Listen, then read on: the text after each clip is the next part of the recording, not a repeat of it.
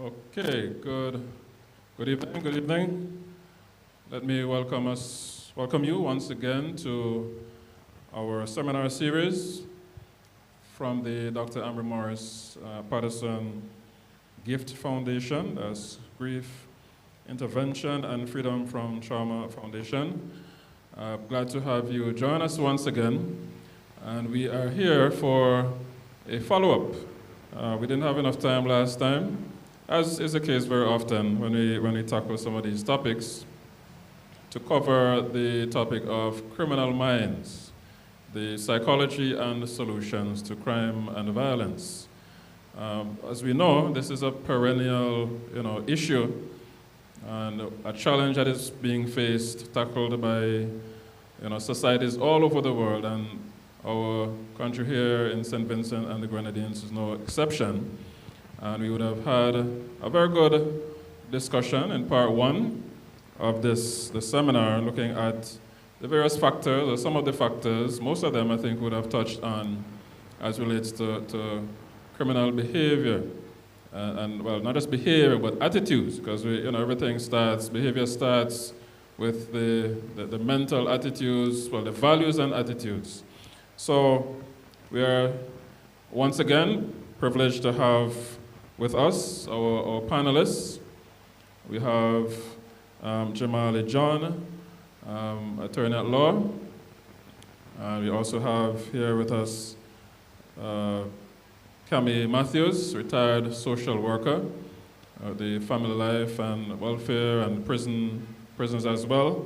And we also have, well, not on her way, should be here shortly, joining us, Dr. Kamisia Blake, forensic psychologist and superintendent of police, to give us that sort of angle.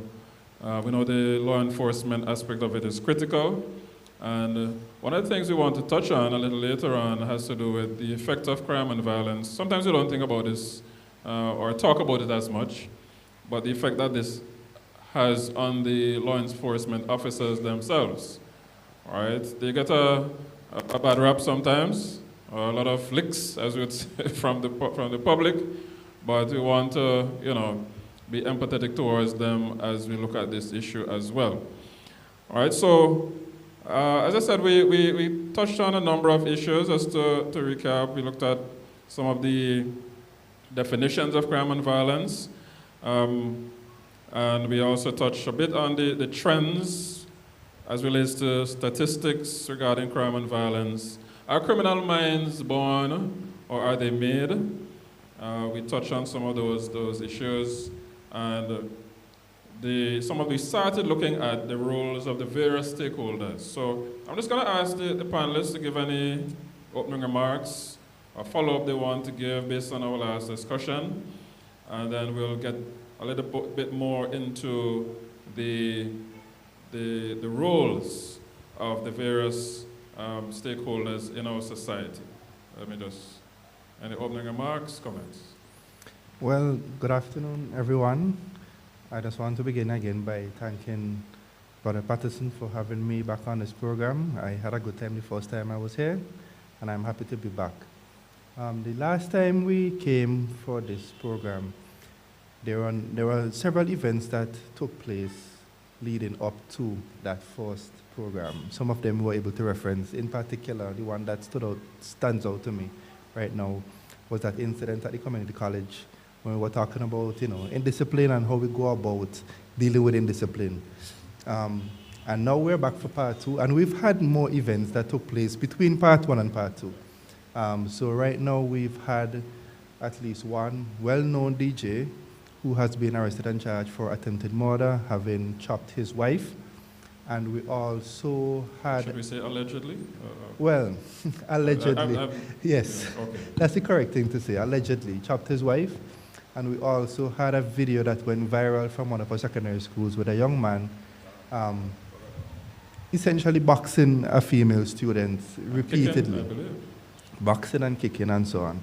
So we continue to see acts of violence and crime taking place in our society, and that is why these kind of conversations are so critical and relevant, because we continue to face very, very serious issues of society, and we have to address our minds to how are we going to perhaps roll back the tide of crime and violence in our society. All right, let me say a pleasant good afternoon, or good evening to everyone, and I count it a joy and a very special privilege to be here and to even be among, you know, this distinguished panelists. I like my friend here, Solicitor John. I enjoyed the last session. Didn't talk much. I also use it as a sort of learning experience, and it has helped to reinforce some of the ideas that I had in my mind in regard to, you know, crime and the whys of it and the whats of it, some of the whats of it, and what can be done to prevent it. Well, the truth is that, as was just pointed out by my fellow panelists, that since we had that conversation, we have had a couple of incidents of concern, you know, and you know, incidents even involving our youth, and one wonders if we do not get our youth to start redirecting their energy in terms of how to deal with, you know, challenges and so on, then what kind of society are we expecting, or would we have maybe in the next 5 years or next decade? Sometimes it can be a little bit worrying. But I believe that programs like these are essential, and they can have and will have a positive impact, so that, you know, in terms of the curtailing of crime and violence, I think we can look forward to it with some degree of confidence, in that we're hoping that programs like these would certainly help to stem the tide. Thank you very much. I was a little torn when I saw the video with the young man beating upon the girl in school, female student. Because on the one hand, I'm thinking, this should not be, why are they filming this? And yet I'm thinking also at the same time, maybe it's a good thing that it was being filmed, that we get a little glimpse as to what sometimes happens with these kinds of incidents. And then I was also thinking maybe this might be what else goes unfilmed. Mm-hmm. You know, what else transpires. And I used to, well, I was a teacher for a couple of years. So there are a lot of things that do not, and that was in the age before we had smartphones. And, you know, so many things would have been captured on camera. So here we are, we have students with smartphones now, and these devices are giving us a sneak peek into, unfortunately, into some of the kinds of incidents that are taking place. And, you know, you just wonder what else. As you say, this might be the tip of the iceberg. I'm sure a lot of counselors, guidance counselors, school counselors would tell you, you know, worse things go on, or other things go on, you know, captured on video. But it does, I saw a number of comments, a lot of people quite outraged, rightfully so. And does it say something, for example, about maybe the need for more cameras all over the place? Some countries, that's kind of one of the last issues we're going to touch on this evening. Some countries resort to, as part of their crime-fighting strategy, having cameras, mass surveillance cameras all over the place. You don't really want that, but if that's what it takes, maybe that might be part of the solution. All right, so we're just, let me welcome Dr. Blake, and she'll give us her opening remarks for this evening.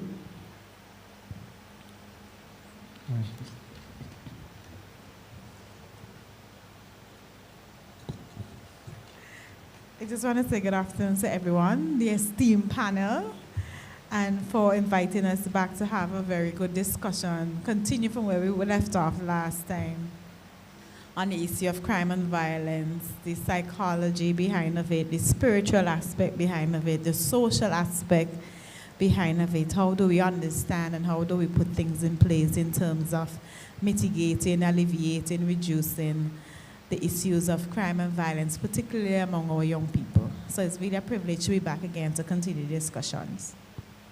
All right, so let me try to segue by using another case that came to my attention. This is not local, so that should remove any legal issues. I'm very mindful when I'm in the presence of lawyers. Well, just being online nowadays, you have to be so careful. So this is a very serious case, though. The name of the gentleman, the young man, he was 19 when he committed the act. He killed his mother and the sister and brother in the UK. This was last year this happened. And that was sort of, again, that was just based on what he planned to do. That was the beginning of the killing spree. All right? He was planning to go to his primary school and kill 30 students, maybe a combination of students and teachers.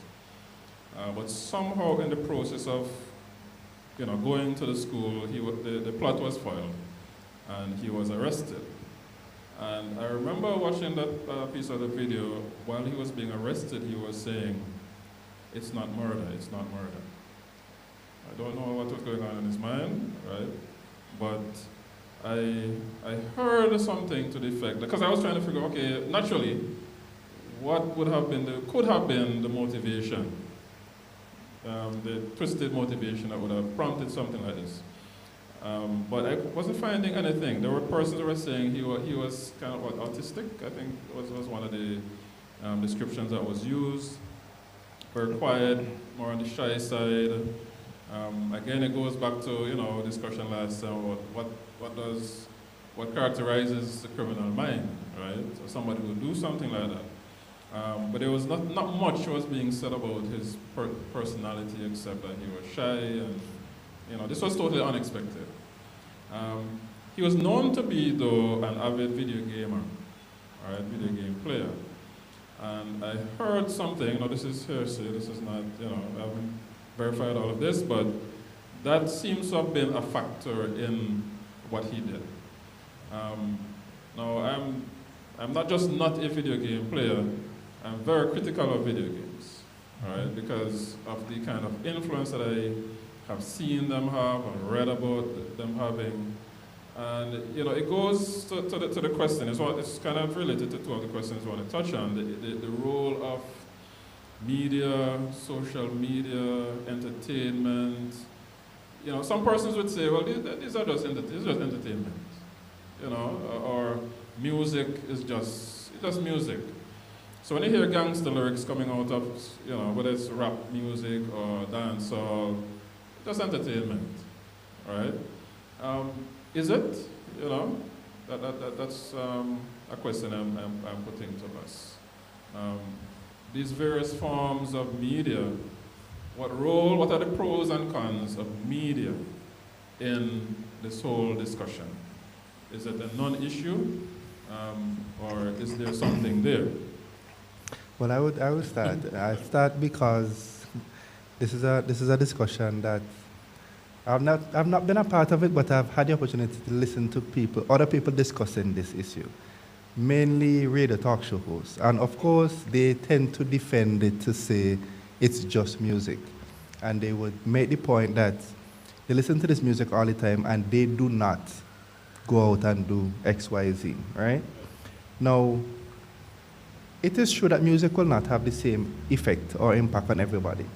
Movies, video games, it will not affect everybody in the same way.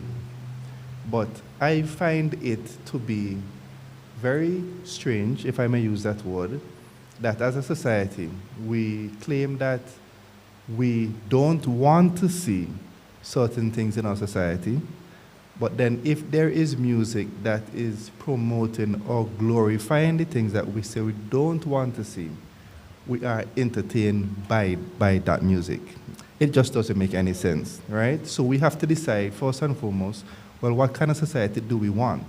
And when I've also taken the time to sit down and read lyrics to songs. I don't know if people do this, but I like to do it because I have found, even for me, when music accompanies lyrics, sometimes the music that accompanies the lyrics overpowers everything, and you find yourself bobbing your head, tapping your hand, tapping your feet, and you just get carried along. Maybe you start dancing, and you're not even conscious or cognizant of what exactly is this song saying.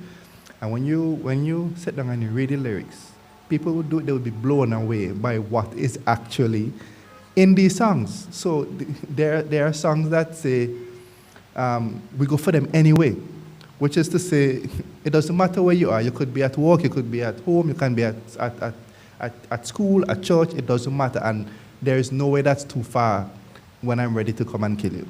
So how can you sit down and play music that promote this kind of ruthless mindset and play it for children who are susceptible and easily influenced to hear? But definitely, these things do have an impact.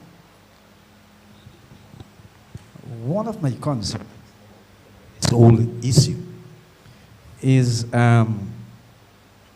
the impact it has on the individual. I think, as was pointed out, it may not, the effect may vary from individual to individuals. And so for some people, they will just look at it as mere entertainment.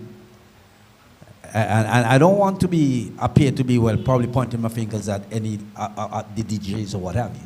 But maybe for them, it's just a matter of trying to make people feel nice without really being conscious of the fact that our mind is impacted on not just what we see, but what we hear.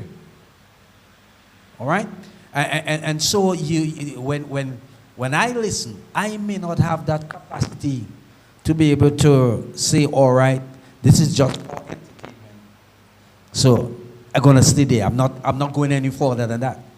But generally speaking, if we keep bombarding the mind with something, the walls of the mind are gonna give way. I'm putting it over that way. All right? They're gonna give way.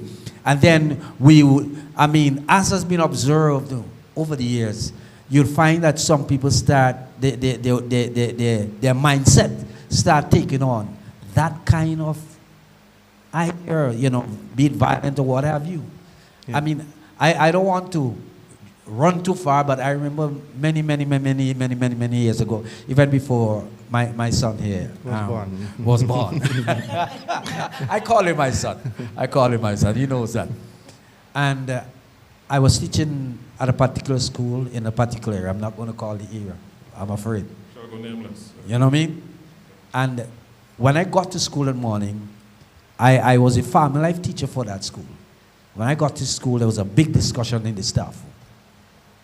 And the teachers were lamenting an incident that took place where apparently there was, a mid-teen child, a youngster, sexually advantaged or disadvantaged, however you want to look at it. Yeah, well, probably the police would be on molestation. And you ask how old the child was. Under 4 months old. Yeah. And then I did a little check out here and there. And it says, boy, he just did that. Maybe there's something that drove him to do it. And then discovered, cut the long story short, is that the child was allowed into a place of entertainment where they were showing X-rated movies. And even though he was at that age, the owner of the place or whatever, well, it didn't bother him. So after having been exposed to that, I don't know how whatever it is, but having exposed to that, he decided to go home and experiment. That's it. I'm saying all that to say this, that, it is of utmost importance that we take, care as to what we expose, especially our young people too, because, hey, after a while we take on not only what we see, but also what we hear. Thanks for that, yes. Check one. Yes, my take on music and social media is when I look at the history of music, the origins of music, and I trace it back as far as Africa. And music was an expression of the people to feel liberated. And that was the purpose in which music was created, the drums, the shaks, and all these things. It's an expression of the feeling and being, a state of mind. And then when I compare music in what it can do in terms of soothing persons, putting them in a frame of mind, when you look at how somebody can move in the Holy Spirit at church through worship and music, it's the same thing it can do on the opposite side. So if you look at something on a spectrum, where there's good, there's always going to be bad. And if music can do that in that setting, imagine what it can do in another setting where it's promoting violence. And that is how I look at it. Today, music has seemed to set the moral compass for our society, our value system. And very often, as a police officer, you hear the comments that informer fi dead. Now, that did not just originate as a slang, it's actually a song. And so, other cliches and slangs that we use, if you trace them, they have some form of linkage to music. And when we look at our young people and how impressionable they are, we can't underestimate the value and importance of music and social media. And that is why, as parents, we have to be very careful and censor what we expose our children to. And a lot of parents seem to leave their tablets and laptops and tablets to babysit their children. But if you go on YouTube, it's very easy for a child. My son at 1 year old was navigating YouTube. But now today it's very easy to you move from a cartoon to something that is not age appropriate. So it's very important to keep a keen eye and interest into what we expose our children to, because they're going to replicate those behaviors seen, and especially if it is gratified or glorified on the social media, it's very much likely. I remember as a little girl too, when Bounty Killer was in Victoria Park. I'm not sure if I was born. And I remember Bounty Killer started to perform a song. Them say, wah, wah, more wah. And you're the Jamaican. I hope I quoted the right artist.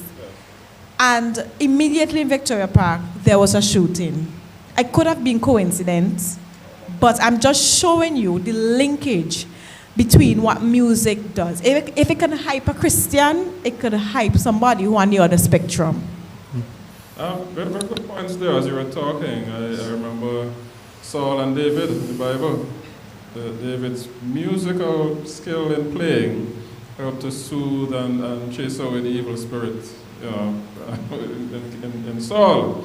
And it does connect quite well with what we're talking about here, because a lot of persons will try to deny that music has more than just entertainment value. It communicates values as well. It can have a very, very powerful effect on shaping the society. But you know, I think some persons are in denial about that. One of the things that I've seen on the positive side is that you have had musicians, artists, various genres try to put out or produce, you know, positive lyrics, you know, not necessarily gospel, but you know, positive lyrics. I remember there's a song by what you might call one of the more conscious dance or reggae singers named Egyptian. The song, when he came out for us, the song was called Serious Times, all right? And it's actually a song about, you know, crime and violence. very popular song, very powerful song. And there have been many, I mean, he was following in the tradition of even people like Bob Marley, you know, and others, you know, who would have Luciano. There are a number of, I mean, I live in the real, you know, world, as all of us do, so you hear these songs and you can kind of differentiate between what is quote-unquote conscious, positive, uplifting, but sometimes that is not what is played very often on the airwaves. There's a lot of good, you know, wholesome music, but what is being played is not that a lot of the times. And I've heard situations where, you know, persons say, if you're a gunman, right, and you're going on a hit, there is music for you. There is certain type of music that you are more inclined to play, to hype you up or maybe get you in a certain frame of mind to commit a crime.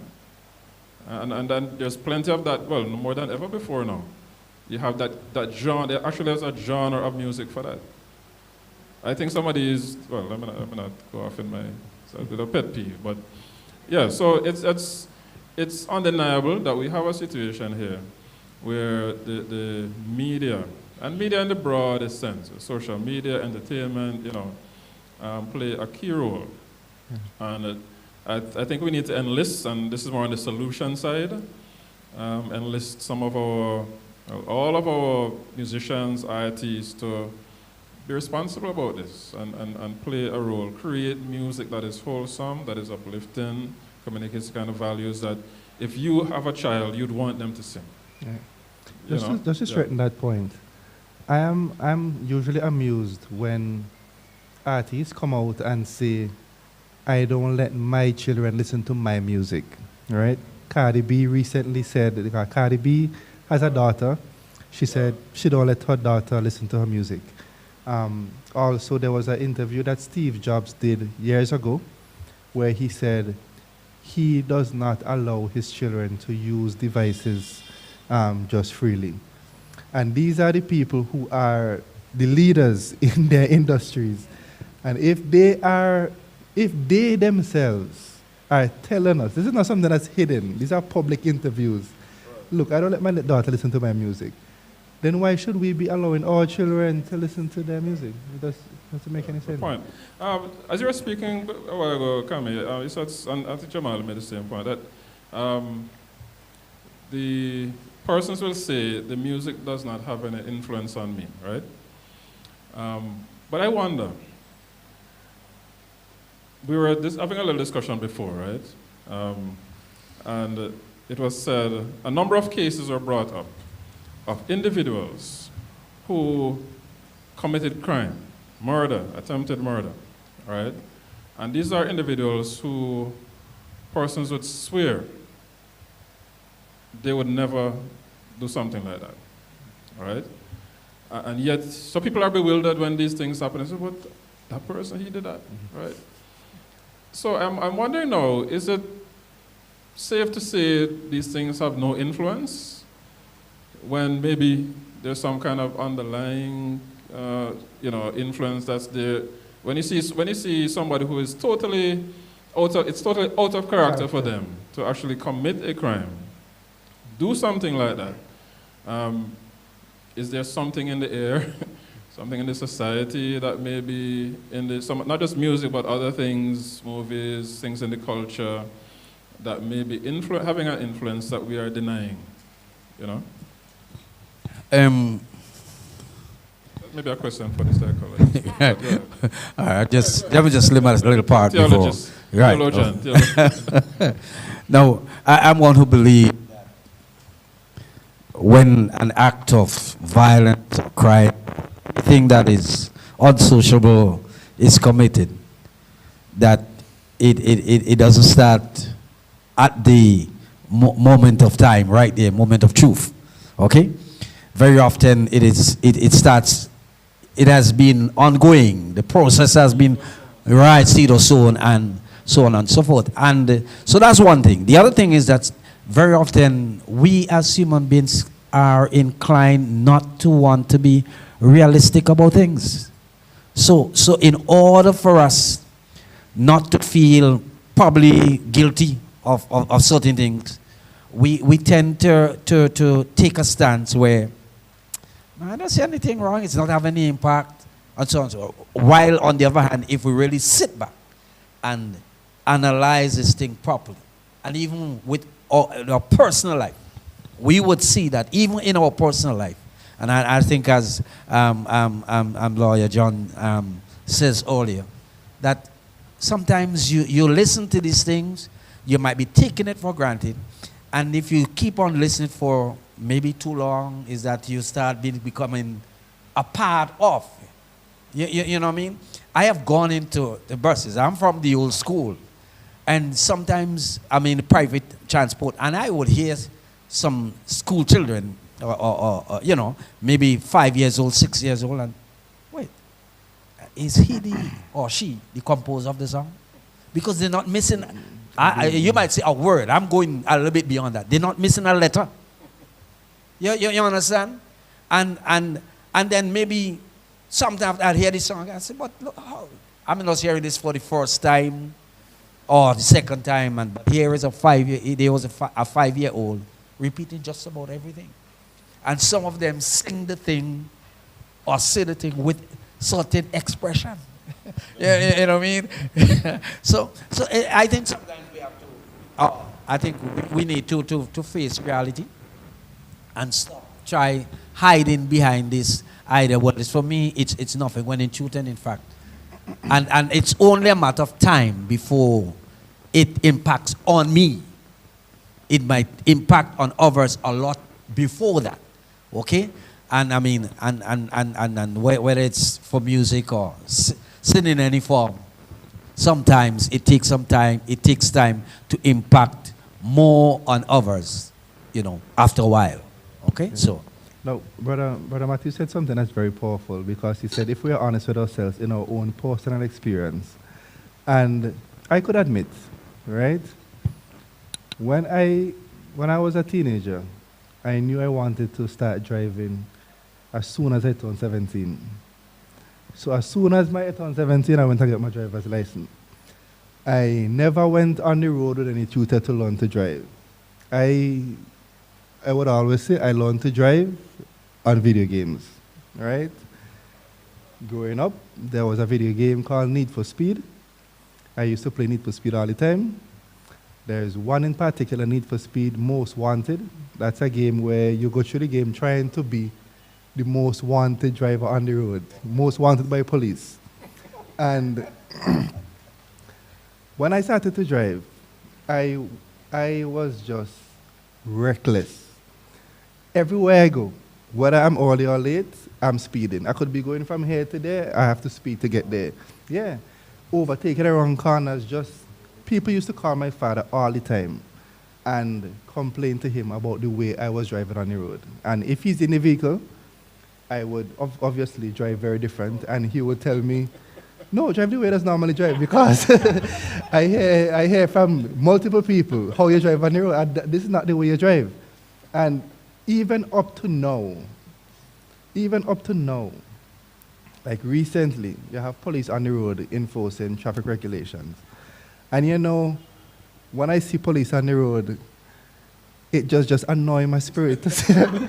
It just annoyed, like, so one of them pulled me over recently, and I was just like, what, in my mind, I didn't see it, but in my mind, it's like, what do you want, right? I look at them trying to enforce these regulations as an annoyance and an inconvenience to the public. And if you listen to the public sentiment since they have started, very few people are in favor of it, because people generally, we want to do what we want to do. Yeah. So I want to shift a little bit to look at the issue of rehabilitation,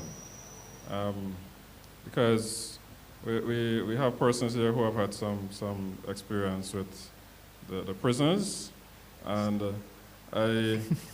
we want to shift from, okay, we know we have a crime problem, and we want to enlist, you know, all the help, because we do need all the help we can get. And I reflect from time to time on the possibility of rehabilitating criminal minds. I know we have, for example, at Christmas time, the prisons concert, right? And we showcase, prisoners, the talents, and we have a lot of talented persons behind bars. And, I guess that's one aspect of the rehabilitation. But how are we being too hopeful to think that we can rehabilitate people from that kind of mindset? Or are there actual cases where persons have been fully, restored to society, and what role can these persons play in helping to, address the issue of crime and violence? That's a big one. All right, so the issue of rehabilitation for me is one that I often wonder how effective we are in terms of rehabilitation. Rarely do I see new persons committing themselves. It's like a revolving door. The same persons transit the police, the courts, the prison, the police, the courts, the prison. Sometimes you have one or two new ones or new faces. There are some that I usually tell, I have to give you a badge number, or I have to give you a uniform. That is to tell you how frequent they are. It is so typical, some of the offenses, that from the time you respond to a particular crime, and you see the modus operandi, you can say, is this person. Because we are so familiar with their style of committing crime. Now, the issue of rehabilitation is one that requires a cognitive behavioral approach. What I think usually happens in St. Vincent, and we have a long way to go in terms of rehabilitation. You want to break that down a little bit? Yes, I'm going to get there. And the prison officers and the superintendent of prisons, they really try with the resources that they have. But in order for programs to be effective and in order for rehabilitation to be effective, it has to first target the mind, how a person thinks. And once you change how a person thinks, you're going to change how they behave. And that is the whole concept behind cognitive behavioral therapy and interventions. Now, what we do a lot in our prison is a lot of technical rehabilitation, vocational rehabilitation. You teach me how to farm, you teach me how to weld, you teach me how to sew, but that sometimes is not enough. You give me some counseling, the pastors come to the prison, we have a nice little song service, and while we're in the prison, we believe that Jesus saves, and he is the best thing, and he's right. But from the moment we come out of the prison, back in the same environment, we have not changed how we think, so our behavior is going to be the same.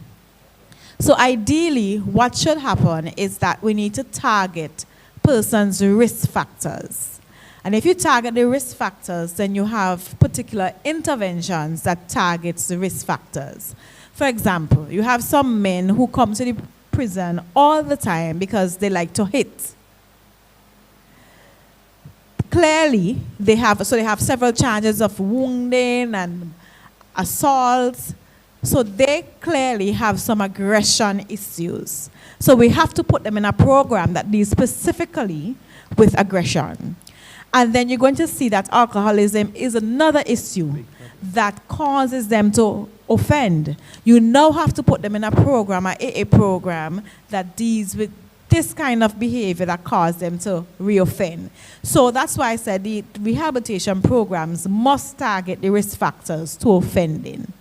And there are persons, that is why you usually do social inquiry reports, because the social inquiry report is going to tell you if a person is beyond rehabilitation or if there are good prospects of rehabilitation. When they look at the age, the background, the community, the family, and all these things, if someone is a good but you give somebody all the interventions that they want. If they don't have a desire to change, they will not change. And that for me is fundamental. People will do what they want to do regardless. But sometimes we have to set persons up because our society is very small. So when persons come back into our society, they can't get a job, we ostracize them, we stigmatize them, then they are going to go to Mr. Patterson's farm to steal because he doesn't have an income, he has God to forbid. eat. So that is how persons usually reoffend, because the circumstances prior to going into the system is not good, and sometimes it's worse than where they started.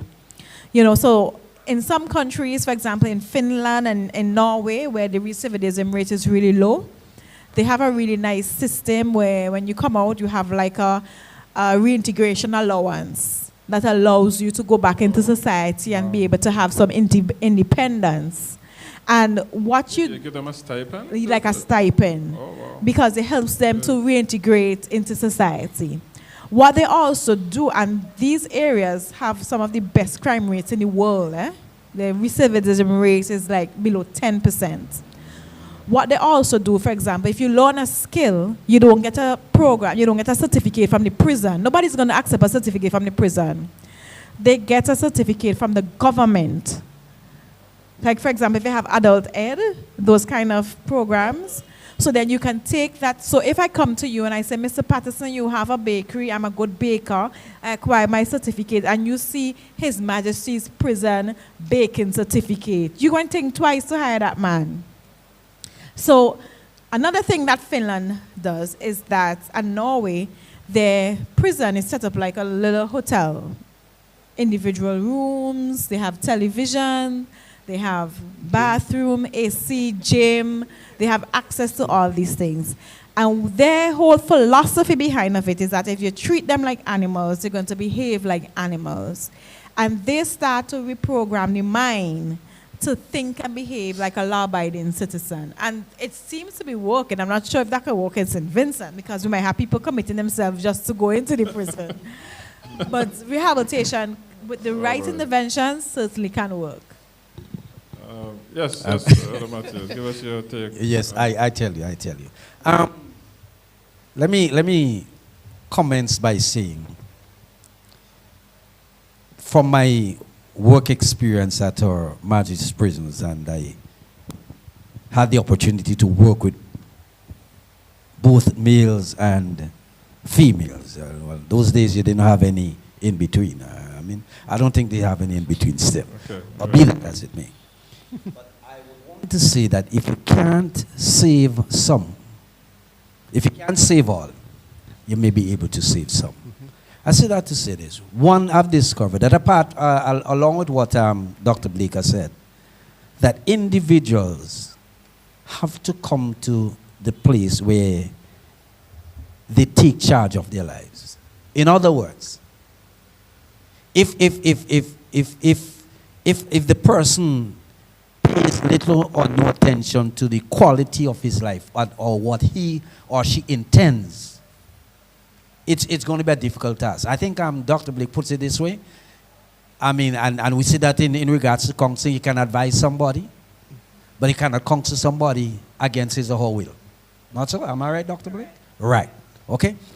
So from my personal experience, what Dr. Blake says is right, but apart from whether or not those things can work in St. Vincent, I mean, I suppose as a country, we might have to start thinking about resources.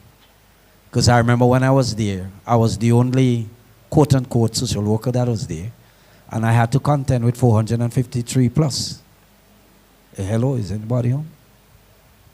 All right? So apart from you being a social worker, were the counselors? That was... I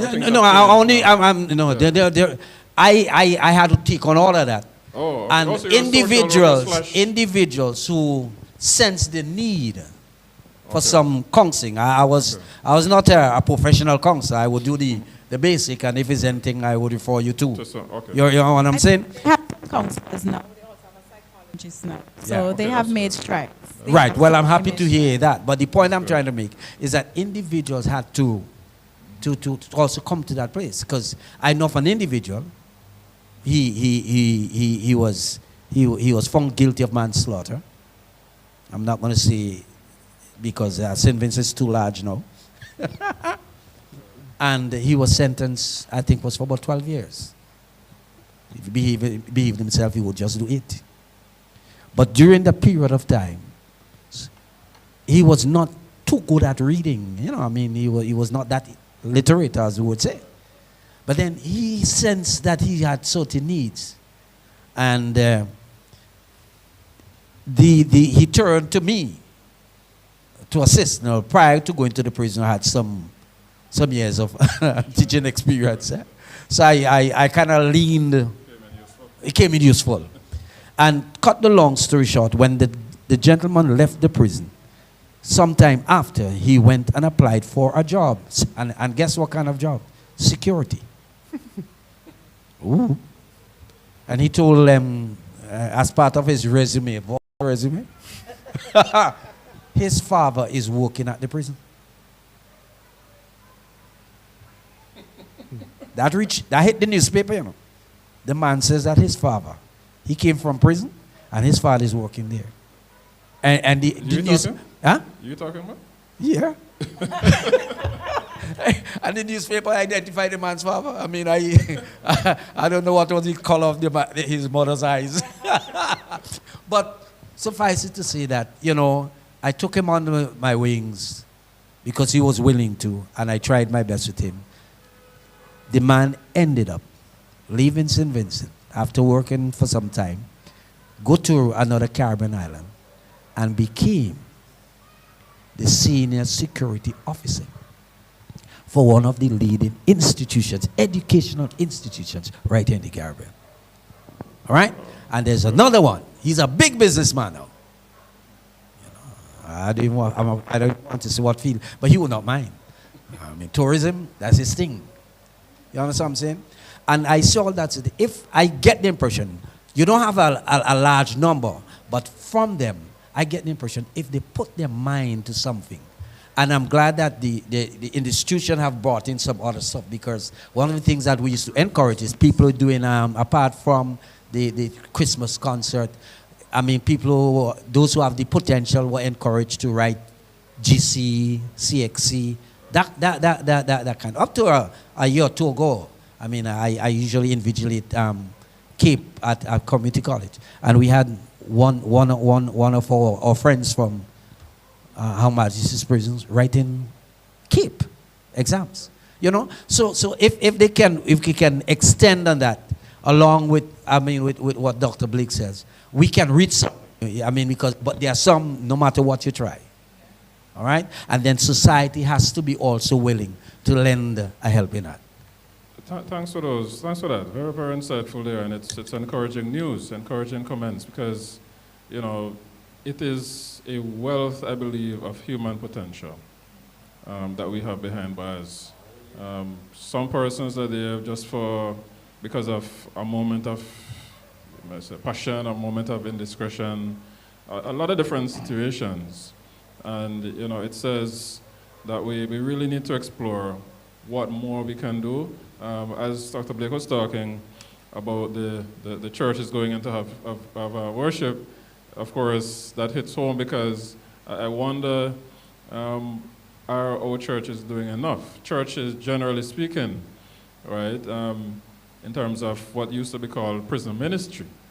I know in some countries it's a big thing because of the size of their populations, but it's actually, one time I must say, I tried to go to the prison one time and I didn't really feel welcome. It's almost like I was offering to go in and have prayer and so on. And I think it was COVID time, maybe that's why. It was a little, you know, they weren't really very accommodating because of the situation. But I think the intervention of churches and other social groups, because there are other groups that exist, like Rotary Club and so on, in terms of going in, having mentorship programs with the prisoners, I think that would help to complement, you know, what is happening, what the prisons themselves, prison officers themselves are trying to do there in the whole rehabilitation process. So that's you know, very hopeful examples that we have there. I want to touch quickly, because our time is drawing to a close. We're about 10 minutes to wrap up. There's this issue of police officers, right? I want to touch really on this. The effect of crime and violence on police officers. All right, it's an aspect that sometimes I don't think is given enough attention. The police get a lot of licks because, understandably areas where there are deficiencies. But is there anything, and maybe this is for Dr. Blake to give some feedback on, do we have any sense of, what effect crime has on the officers, and how do they, because I'm thinking if you're going to investigate a murder scene, especially murder scene or rape situation, allegation, domestic violence, and a lot of officers are young, right? How equipped are our officers to deal with these situations, and how do they safeguard their own sort of mental health, so that they feel not depressed and they can still go back the next day and do their job? Must not be an easy thing. Oh, it's not an easy task at all. Now I think about it, I think I deserve a raise. It's not easy. It's not easy because on any given day, sometimes, depending on where you work, you have to respond to different things. You have to respond to decomposition of bodies, decomposing bodies. You have to respond to a bloody situation. You have to respond to a mentally ill person. Practically, they call police for everything. And if you're not trained to decompress and filter all these things, then it can eventually have a toll on your mental health. In some countries, police officers have to do counseling at least once per year. And that is because of the nature of the job. I remember from my own personal experience, I responded to a scene where a decomposed body of a female was found. And when I listened to the facts of the matter, I had then traveled to Barbados on a course.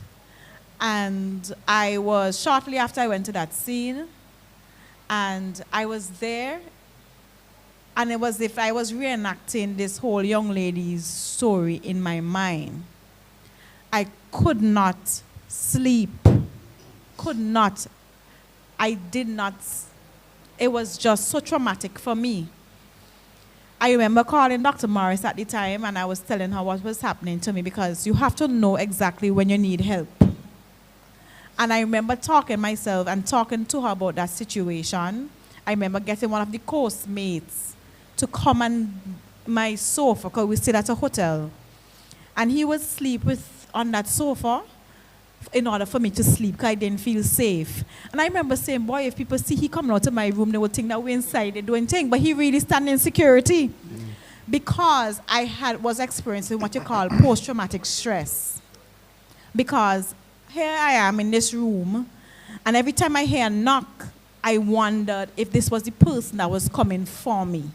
And I was in a strange country, and there were some guys walking on the pool, and every time I go into my room, I will wait until they look away and I will run in. And I was on a secure compound. So I say that to say that it doesn't matter who you are, it can affect your mental health. It is not easy. Sometimes you get burnt out.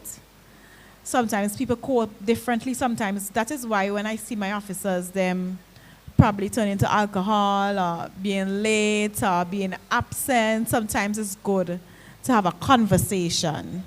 And when you have a conversation, you will hear that there's a backstory towards the behavior that you are seeing displayed.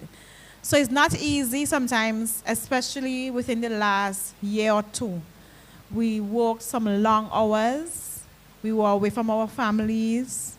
And that in itself would have caused some problems for some police officers as well. So it's not an easy job. Most times when persons sleeping, police officers are up. A phone goes off, almost everything. If somebody knocked down a dog outside, they're going to call the police. If somebody throws some garbage in the road, they're going to call the police. And I think it's important that we safeguard our mental health by taking care of ourselves and by having that outlet. That is why I tell my officers, when it's time for you to go and leave, go and leave. Go and meet your family. Go to the beach. Taking vacation is a must for me. The organization will go on if I am no longer here. Yeah. And one of the things I usually do is that I have to. Sometimes when I hear officers have 300 and 200 days, I'd be like, what? Give me 50, you know? Because vacation in any profession is important to your mental health. And as a leader, one of the things that I usually do is that I usually keep the officers, my immediate person, informed. So when I'm on vacation, I'm on my vacation. Don't call me, somebody's in charge, the work will go on. Because I have to have a way and a time where I remove myself completely from the job. If I go Timbuktu, I want to be on Timbuktu Beach and don't have to worry if the station is still standing. Vacation is important. That's one of the things I advocate for my officers. Go on your vacation. Very, very good comments there. Thank you very much. I really feel it for the officers. We give them their share of licks when the time comes, but sometimes deservedly, sometimes people are, I'd say, hypercritical, not appreciating the difficulties, the challenges of the job. And, you know, I really want to encourage us, you know, those listening, the public, to be more supportive. It's not easy to combat crime. Especially the kinds of crimes that, you know, officers have to deal with, as Dr. Blake described there, you know, 24/7, 365. I mean, yes, they have this, and as you rightly said, take your vacation, take a break, but even with taking a break, it's still rough. And so I really hope that the kind of counseling resources are provided to the police. I want, we don't have time to get much into that, but I really trust that is being provided. And officers, if you're a police officer listening, you know, if you need help, seek professional counseling help, right? From time to time that is needed. And you hear it all the time with like soldiers who fight wars and come back, especially in the States. It's a big issue. The vets, the suicide rate among vets and depression among veterans, as they call them, is very, very high. You know, so I can only imagine it's not talked about much here, you know, locally or in the Caribbean. The psychological effects of crime on law enforcement officers, but I think it's something that needs to be addressed. And as you know, coming from the church perspective, I'd really challenge our churches as well and other NGOs to give as much support to the police as possible. We know there are some roughnecks there, but we want to support the law-abiding, the law enforcement officers who are doing a good job to serve and protect, all right, the public. You know, it's a rough road. So our time is up, and we have to wrap up here. But I want to close with this. It was a question. I want to phrase it. Okay, let me pose as a question, and I'll have you give your closing comments to this question. All right. So we have talked about the fact that our societies can shape criminal behavior, influence criminal behavior. Right. What about the reverse, right? To what extent can we shape our society, right? So we know persons, they say birds of a feather flock together, so persons who are of criminal mindsets will tend to find, you know, a company that reinforces that behavior, right? I think that's established, right? So what does that say then about the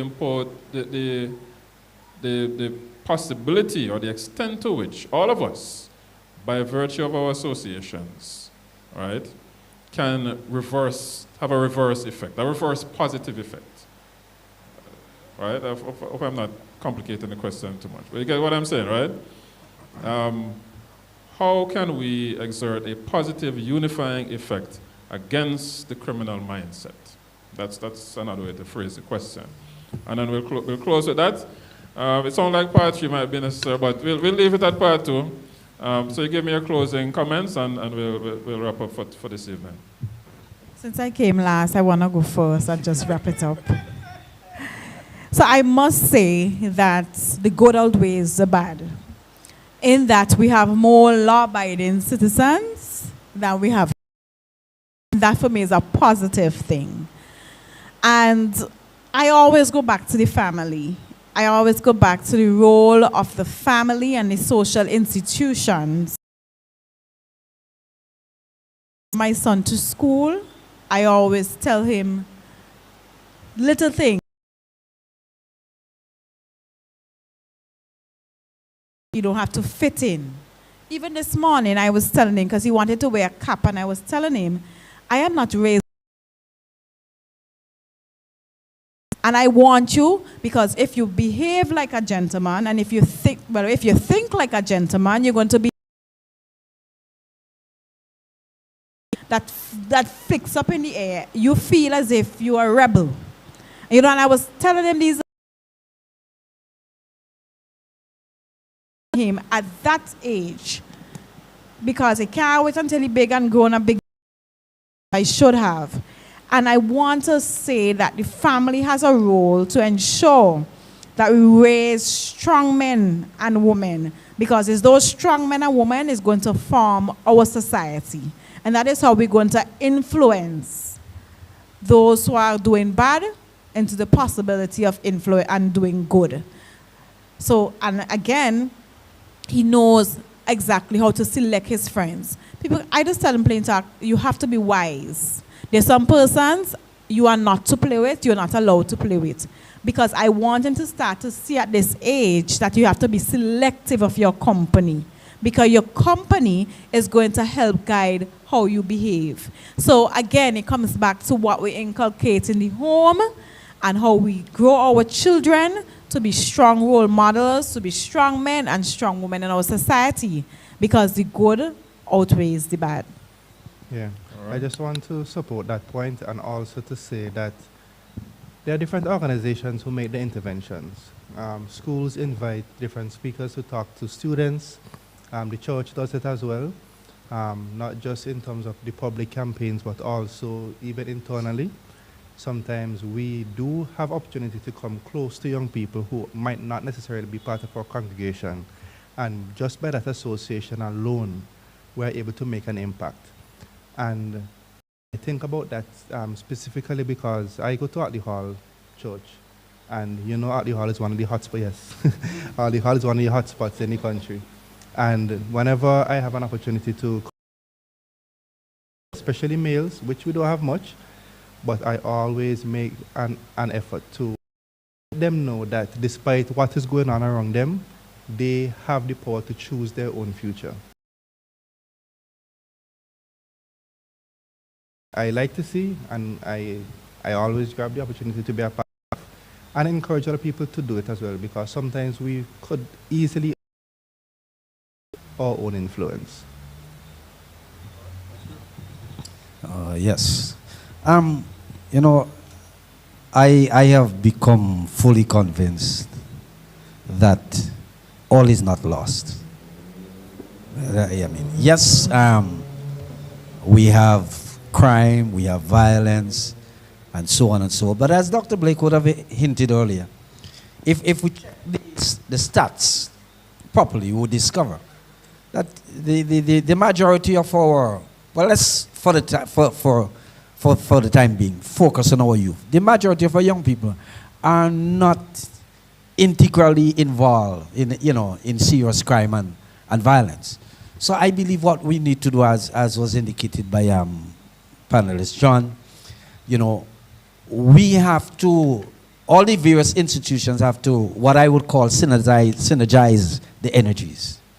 I think we have been trying to, attempting to deal with these issues far too often on an individual, individualistic basis.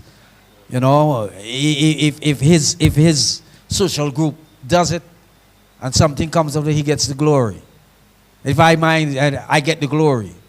But the thing about it is that if we pool our resources together, be it finance or what, we can accomplish a lot more. And I think every opportunity we get, we need to let young people know that there's somebody of value, and that even though they're facing challenges in life, they don't really have to crumble under the weight. I was talking to an in-law of mine, I would refer to as a cousin-in-law, a fifth form student that attends girls' high school. And we were looking at some family issues. And I shared with her, I was encouraging her that notwithstanding the socio-economic challenges that your family is encountering, does not mean that you have to throw your hand in the air and give up. In fact, you can use it as a motivating factor to ensure that you reach somewhere. All right? And I use my personal thing. I mean, I watched the way I watched the way my father related to his children, including me. Better position. He was not rich, but he was in a much better financial position to assist my mom to ensure that I complete my secondary school career and so on. He didn't. He failed miserably.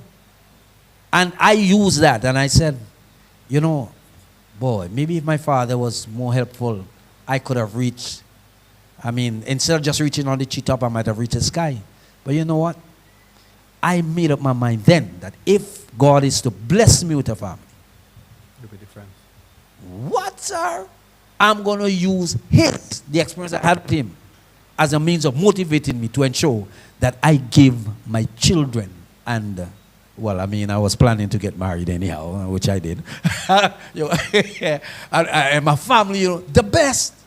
And even though I have to sacrifice my education, which I eventually did, to ensure that I said, man, I don't mind my wife and I read just at the top of the tree.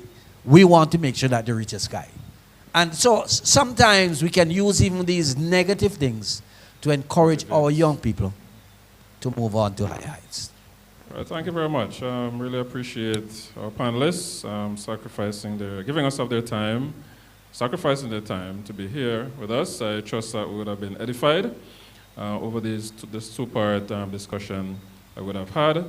Let's stay positive. The challenge is great as it relates to crime and violence. I trust that this will spur more discussions. It's been an ongoing discussion. But we believe that there are solutions. We have tried to put forward some this afternoon and from the previous part one. So join us again next time. We'll touch on another pertinent topic. God bless. Take care of yourselves, and let's try to make a difference in our society. All the best to you, and thanks again, everyone, for being here this evening. Yes.